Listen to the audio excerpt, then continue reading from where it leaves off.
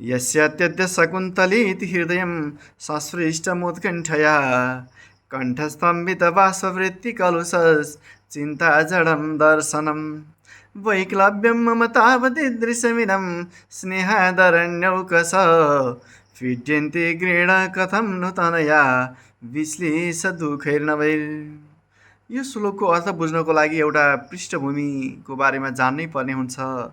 जब ऋषि कण्वले अत्यन्तै ठुलो तपस्या गर्नुहुन्छ अनि उहाँको तपस्यालाई भङ्ग गर्नको लागि इन्द्रले अप्सरालाई पठाउनुहुन्छ। मेनका नामकी अप्सरा त्यहाँ जान्छन्, नाच्दै गाउँदै नाच्दै खेल्दै गरेकी अप्सरालाई देखिसकेपछि इन्द्रको तपस्या भङ्ग हुन्छ अनि इन्द्रको र मेनकाको बिचमा एउटा सम्बन्ध स्थापित हुन्छ। त्यो सम्बन्धबाट शकुन्तलाको जन्म हुन्छ।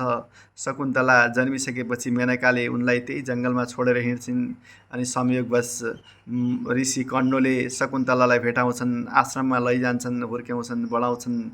शकुन्तला त्यही वनका वृक्षहरू, फुलहरू, यस्तै त्यहाँका पशु पक्षीहरूसँग खेल्दै खेल्दै हुर्किँदै बढ्दै जान्छन्, ठुली हुन्छन् अनि सखीहरूका साथ खेल्दै गरेकी हुन्छन्। त्यति नै बेला राजा दुष्यन्त शिकार खेल्दै खेल्दै त्यहीँ आइपुग्छन्।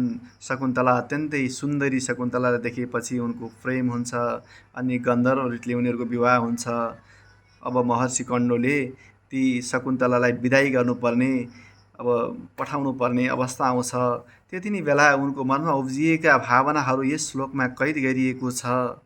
यस श्लोकमा भनिएको छ, आज शकुन्तला घर जान्छन् भन्ने कुराले मेरो मनमा अत्यन्तै चिन्ता बढिरहेको छ अनि म बोल्न खोज्छु अनि बोल्न सक्दिनँ अनि श्वास अत्यन्तै लामो लामो गहिरो गहिरो श्वास भइरहेको छ अनि मनमा अत्यन्तै पीडा छ।